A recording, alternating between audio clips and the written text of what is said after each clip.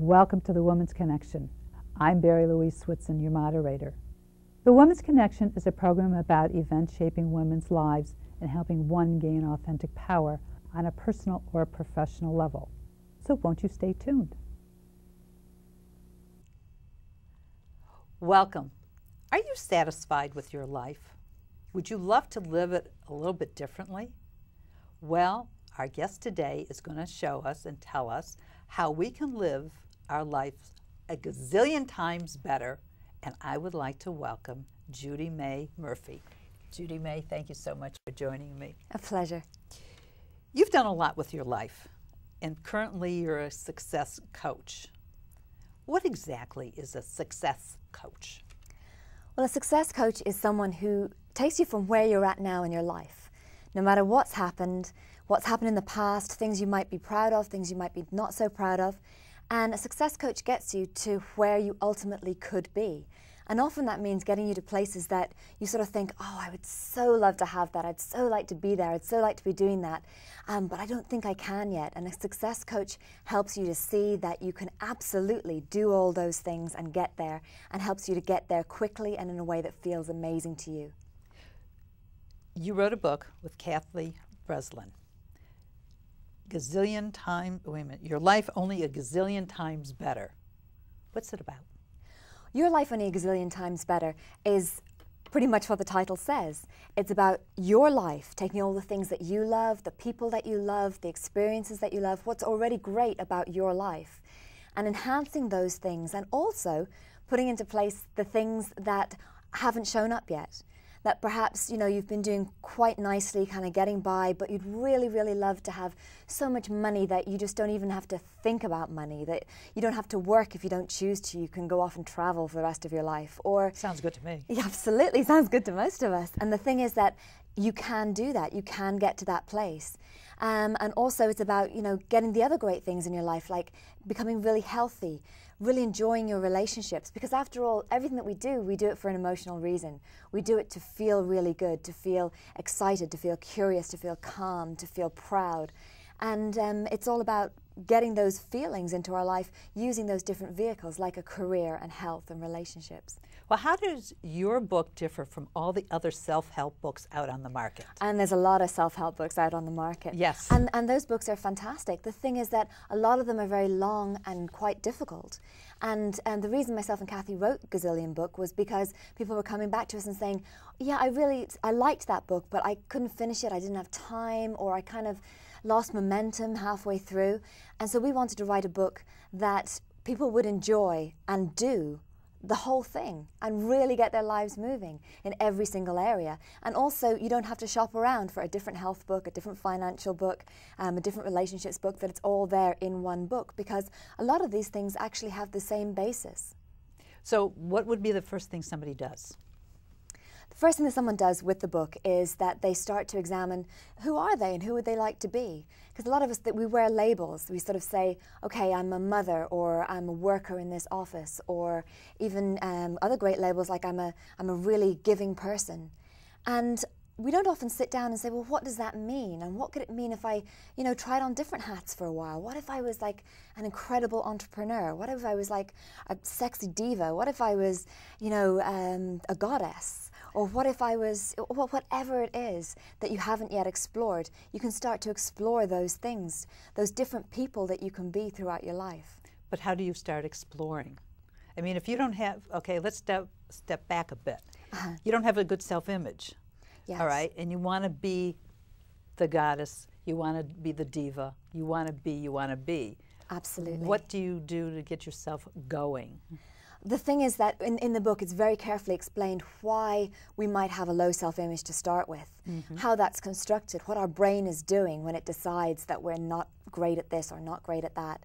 And once we realize that, in fact, it's a lot of stuff that we've made up from the past, from messages we've got from different people in different situations, we realize that we don't have to believe that anymore. And once people start reading through the book and reading the little stories, there's lots of little stories and tasks and quizzes, and very, very quickly people start to realize that the them that they've been living with doesn't have to be the person that they continue being. But what are some of the exercises that you go through in the book? Some of the exercises include things like writing out what is your real dream, your big dream, because a lot of us, we go with the smaller dream. We just sort of decide, well, you know, I could kind of buy that property eventually, or, you know, I might be able to get along with my brothers and sisters after 10 years of trying, or we kind of go for things that are quite small.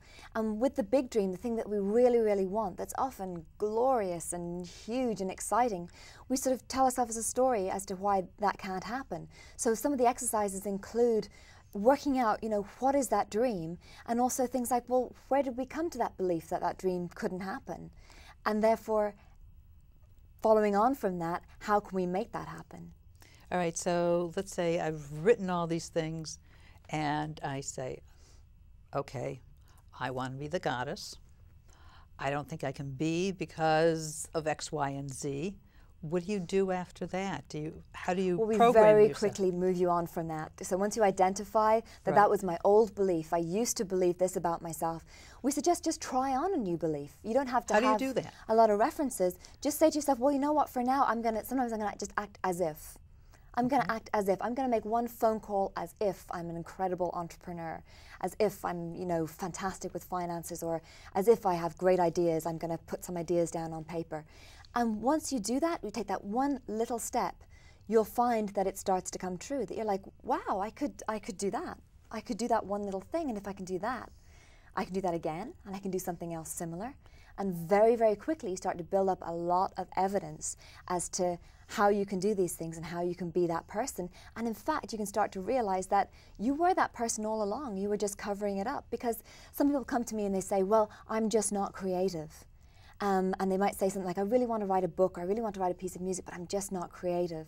And then they look at their lives and they realize that, wow, you know, when they're telling a story about what happened on the weekend, they get very creative. Or when they're making a meal for people, or when they're putting an outfit together.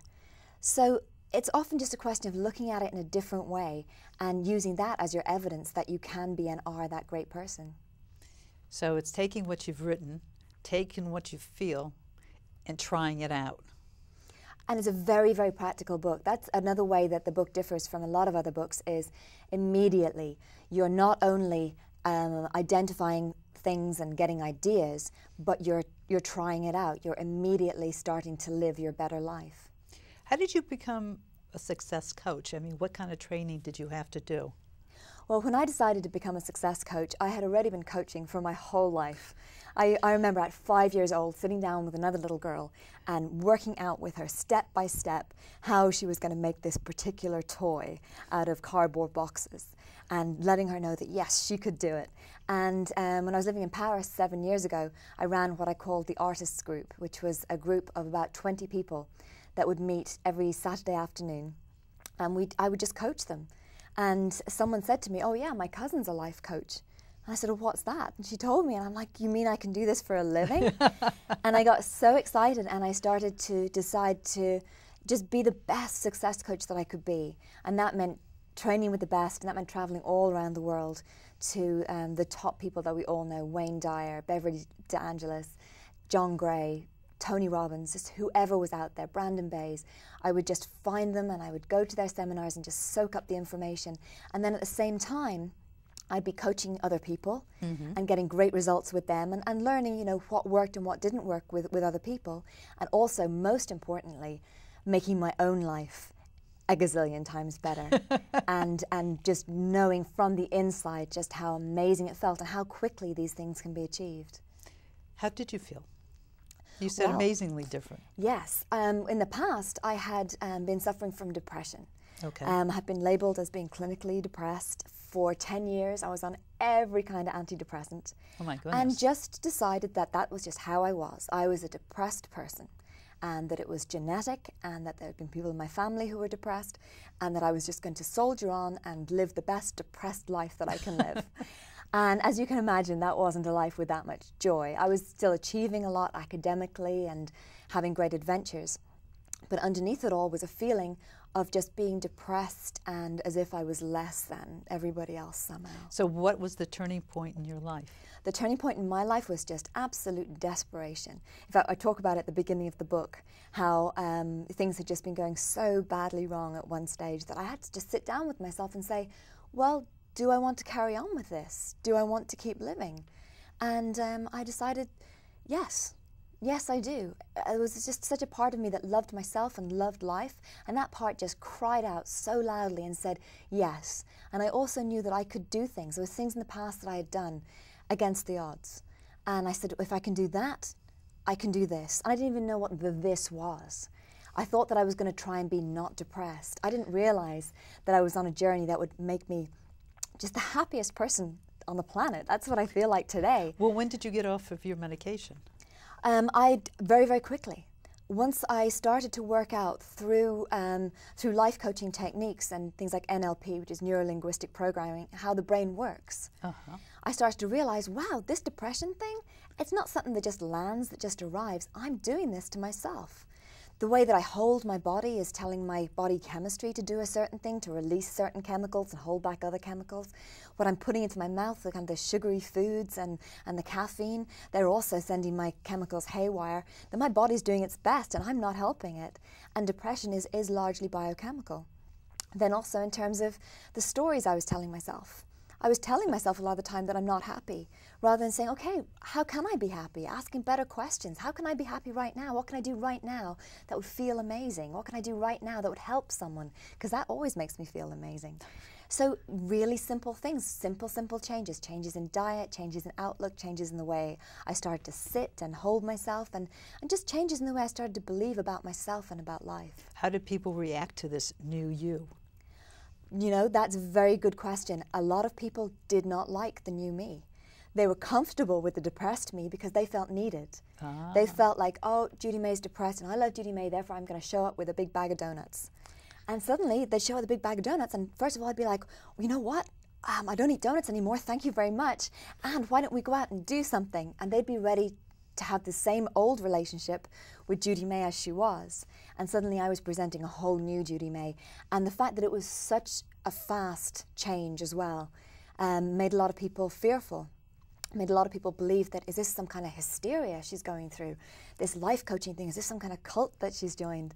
And luckily, you know, 7 years later, I still have all those great friends, and they're now very, very happy and very, very supportive of the happier me. How did your family, your immediate family, react? You said that there was a lot of depression in your family. How did they react? Well, initially they were confused. It's as if we had been dancing a dance for years, ever since I'd been born. And every person has their own steps that they dance in that dance. And then suddenly I'm dancing completely different steps. And so a few toes get trodden on.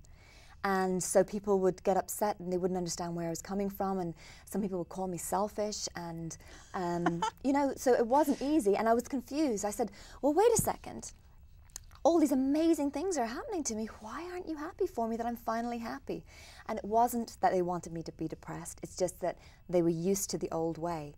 And that often happens with change. And unfortunately, that's why a lot of people will start out on a great path to change. And then even without realizing it themselves, they'll hold themselves back because they feel like they're losing the love of their family and friends. Oh, that's too bad. And that's something that we discuss at length in the book, is how to make sure that your friends and family come with you, because that was a big lesson that I learned. Well, I know when I did something radical, there were two camps. There was those who were cheering me on, and others were holding me back. And the ones that were holding me back were the fearful ones. They were not supportive, and they've gone by the wayside. So I've stuck with the ones who cheered me on because they could see my vision and they can understand it, and they were supportive. And that is so important, to have a supportive team around you. And I was lucky that I found that. And now, of course, my family are part of that supportive team. And the thing is that they also have just improved their lives enormously too. And a great thing about the book is that people have started to form gazillion clubs. Which is just fantastic. I mean, I didn't even think of the idea. Someone came up to me and said, oh yeah, we've got a gazillion club. And I'm like, that sounds good, what's that? And what people are doing is they're getting together in groups of between 3 and 7 people. We find that's the best number. And they are doing a chapter a week and doing all the fun tasks and exercises. So it's like a book club, but rather than discussing fictitious characters, you're discussing your real lives. Wow. And then, as well as having sounding boards and people who can give you input and ideas and, you know, kind of push you even further to get the right answers in a really fun way. Also, they provide a support group for you, people who get where you're coming from and who, you know, if things don't seem to be going exactly as you want them, they're people that you can phone up and get a bit of moral support from. That's fantastic.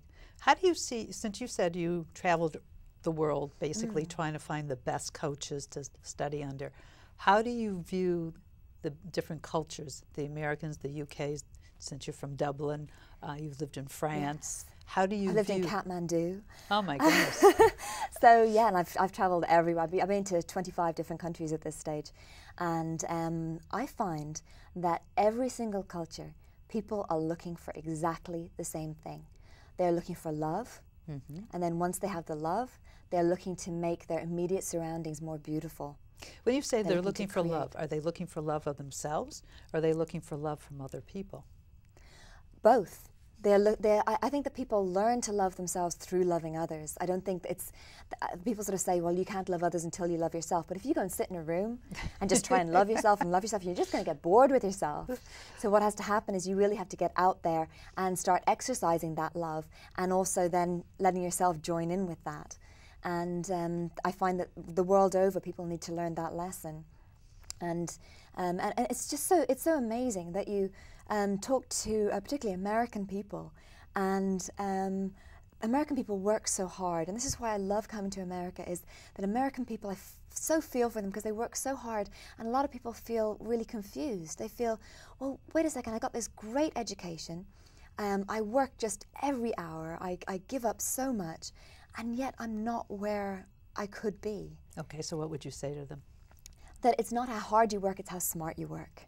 All right. That a lot of Americans put in hours and hours and hours and hours of work and don't take the time to step back and really live, because that feeds the work, that feeds the productivity, that makes sure that the work is more creative and that you get a better outcome.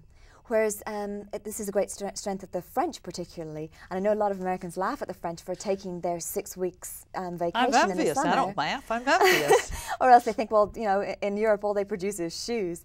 That's not true. It's very, very productive, and they have a fantastic standard of living.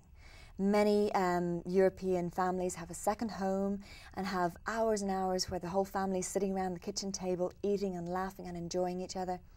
And a lot of American people have lost sight of the fact that it's that connection and that joy and that togetherness that they're really aiming for at the end. It's not just bigger houses, more cars, that it's the whole lifestyle. And I think Americans are really starting to wake up to that, that it's not about, you know, having more things. And more things are great, and if you want those more things, you know, you can get those in a way that doesn't take up so much time. And it's about really paying attention to some of the smaller things that make you feel great. And that's why in the book we say you can start to feel amazing instantly. This sounds fantastic to me. A lot of people are cynical. What would you say to that? Well, when you say cynical, I prefer to think of it as hurt. Oh. That really by being cynical, they're kind of protecting themselves from more hurt, because they believed in something in the past and it didn't work out, and maybe they tried it again and it didn't work out, and maybe even again and again and it didn't work out. And they feel, well, at this stage I'm older, I'm wiser, I'm not letting that hurt me again. That's what's going on there. And I'd say to them that it's because you were doing it as the old you. And as you start to change who you are and start to, you know, draw on different resources and start to do things in a different way, you get different results. And you start to interpret those results differently and then get further, better results. So I'd say to anyone who's feeling cynical, I'd say, I get it. I get that you're cynical, especially as there's so many people who've done self-help books and come out the other end knowing how to trade options and theoretically how to have amazing relationships, and they feel that nothing's changed. And that's why we made the book so practical. For example, we have a whole 2 pages on how to feel great making a phone call. And a lot of other books will say, you know, if you're making 20 phone calls today, you got to start making 100 phone calls. Well, wait a minute. Let's go back a second. What great tips can you tell somebody when, especially in business, you've got to make a lot of cold calls? Yes. How do you make the phone your pal? Well, the very first suggestion I would make is stop calling it a cold call. All right. And phrase it differently in your head. How about just calling it a warm call? Even that little thing that you're telling yourself can make you feel slightly different. And then you've got to make sure that your environment is great. No one likes sitting in a, you know, just looking at a bare wall and a bare phone. Most people like a little bit of luxury, a little bit of comfort, and often we don't have those in our offices. So what we say is something really simple, like make your office beautiful. Make it somewhere that makes you feel empowered, makes you feel relaxed and calm. If you can, play music if that helps. Also, you know, that we have certain sort of NLP tricks as well, where you can just be holding the phone that usually makes you feel really bad and makes you feel like that, you know, that knot in your stomach kind of thing. And just as you're holding that phone, just remember things that were amazing, that made you feel amazing, that made you feel powerful and incredible and excited. And as you're holding the phone, then you start to get a new connection in your brain between the phone and your emotions. So can we, instead of warm calls, can we say hot calls? Hot calls, absolutely. How much different is that? You know what, you can charge more for those as well. In the book, 10 easy things somebody can do to change their life a gazillion times. Give me 5. 5 really quick and easy things are, first of all, write something up that you're going to do that day. Set yourself a goal that can be achieved, that is measurable. Not just, oh, today I'm going to do something towards buying that new house. How about today I'm going to make 3 phone calls, one to this person, this person, this person, and I'm going to feel amazing. I'm going to feel so great as I make those calls. And just have that written and just keep it with you throughout the day and make sure that you do that just one thing. Because it's all about momentum. It's all about doing little things every day rather than saving it all up for, you know, 1 week where you're going to have this great orchestra, this great production. It's really about doing little things often and feeling great doing them. A sense of accomplishment. Absolutely, yes. And when we feel successful, we're then compelled to do more of that thing. The second thing I would say is caffeine and sugar. They're really not our friends, and unfortunately, particularly in America, they are everywhere. And when they're everywhere, we start to believe that they're okay because everyone else is doing them and we love everyone else and they seem to be doing fine. Absolutely. So I'd say just for 1 week, say to yourself that for 1 week, you're going to find great alternatives to caffeine and sugar. That you might find some caffeine-free tea, or if you need something hot, or perhaps you know, a cold drink, a juice or something. And then as an alternative to sugar, just make sure you've got loads of natural sugars, like fruit and stuff like that around you. Well, what's a good substitute for chocolate? Sex. Oh. Okay. You know, it's whatever it takes, right? Right, sorry, I continue. Another great thing that you can do is that you can draw out your dream. You can just get a piece of paper and say, ultimately, this is where I would like to end up. This would be my ideal day. And it can be a day where you're receiving an award, a day where you're able to help a large group of people, a day when you're perhaps in your dream home with your dream family. Whatever that ideal moment is for you, just draw it on a piece of paper and stick it up somewhere just to remind you, hey, this is where we're going.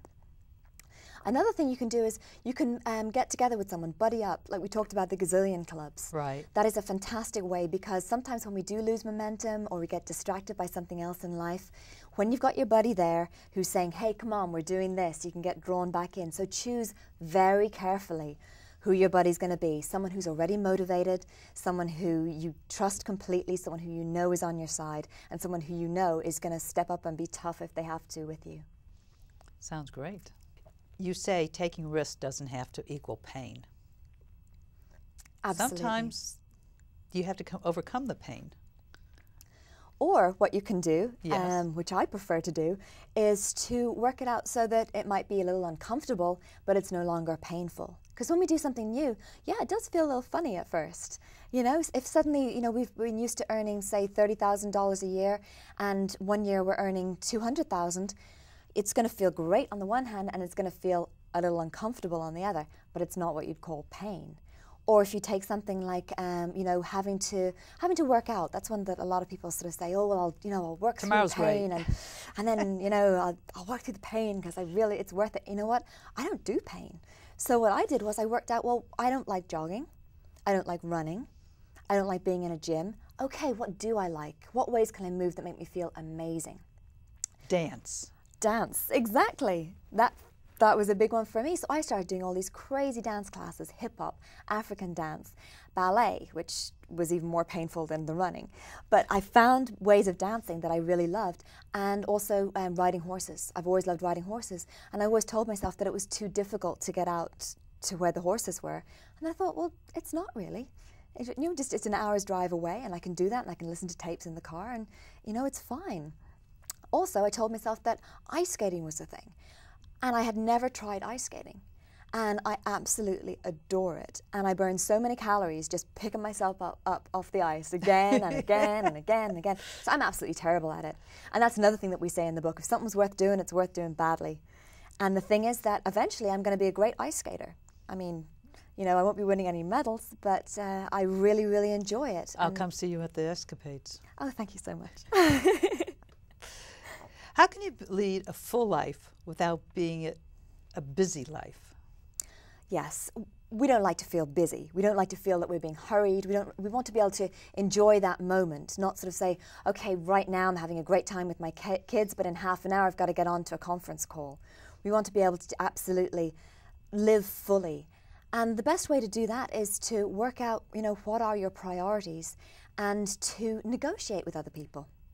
A lot of people say to me, well, you know, I'll lose my job if I don't do this. And I say to them, well, how do you know you'll lose your job if you don't stay on for that extra hour?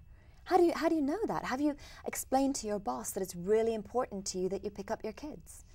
Have you negotiated that maybe you can work through your lunch hour and always be able to go at 5 o'clock? A lot of people just presume. They presume that certain people are thinking things, they presume that things are a certain way, and they never check in with the other people involved. So I'd say that's very important. Let people know what's important to you and say, how can you support me in this, and how can I support you in what you want? What would you like to leave the audience with? I'd like to let people know that no matter what the dream is, and no matter how much they're hurting right now or feeling stuck right now, that dream was put in them for a reason. And that reason is so that it comes true. And that I have seen it happen for thousands of people. I've been part of their process, been honored to be part of their process. I've gone through my own process, and please know that you can do it easily, you can have fun doing it, and please let your life only a gazillion times better be part of that for you, because that's why we wrote the book, was for you. Judymay, this has been wonderful. Thank you so much for joining me. Thank you so much. And I hope your life becomes a gazillion times better. Love to hear from you. Write us at The Woman's Connection. Bye now.